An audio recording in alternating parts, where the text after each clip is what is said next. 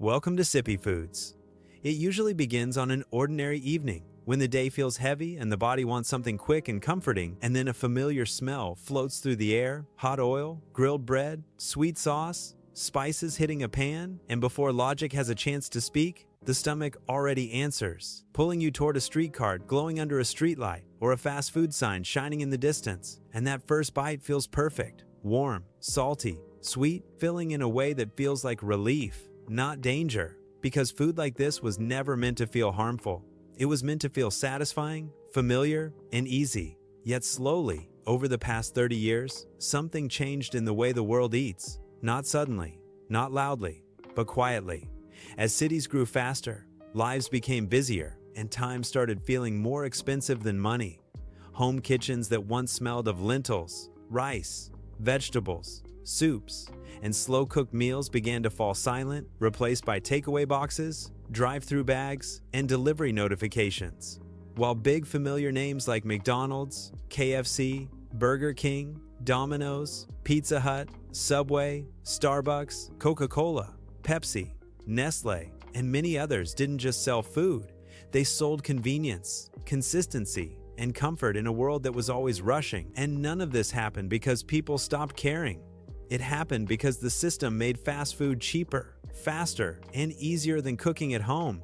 And over time, street food too began to change, adapting to the same tastes: more frying, more sauces, more sugar, more salt, larger portions, because that's what people now expected. What sold faster?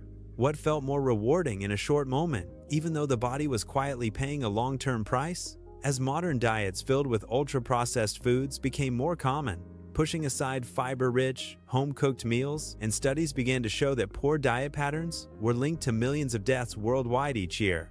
Not because one meal is harmful, but because repetition slowly shapes health, influencing heart disease, diabetes, obesity, and fatigue over years. And the real issue was never street food itself or a single brand or culture, but how often these foods became the default instead of an occasional choice, how sugary drinks replaced water, how snacks replaced meals, how eating became something done quickly, distracted, and repeatedly rather than thoughtfully. Yet the story doesn't have to end in fear or blame, because avoiding harm doesn't mean giving up enjoyment.